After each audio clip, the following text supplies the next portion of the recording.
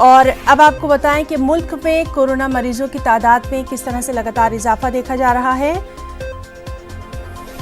पिछले 24 घंटों में 16,922 मामले सामने आए हैं और 418 लोग कोरोना से अब तक फौत हो चुके हैं। तो इस तरह से मुल्क में कोरोना मरीजों की मजमूई तादाद 4,73,000 से तजावुज कर गई है।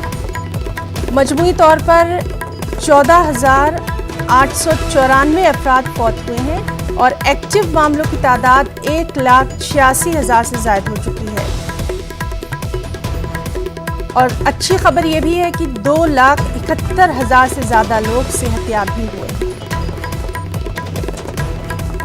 तो मुल्क में कोरोना मरीजों की तादाद में रिकॉर्ड तोड़ इजाफा देखा जा रहा है। पिछले 24 घंटों में 16,922 मामले। 24 घंटों में ही अगर अमवात के आदाद शुमार देखें तो 418 अफराद कोरोना से फौत हुए हैं। मुल्क में कोरोना मरीजों की मजमूई तादाद 4,73,000 से तजावुज कर गई है।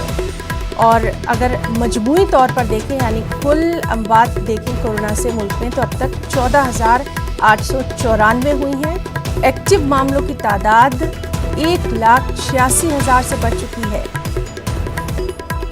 2,71,000 से ज़्यादा अफराद जो हैं वो सेहतयाब हुए हैं। तो खबरों में फिलहाल इतना ही।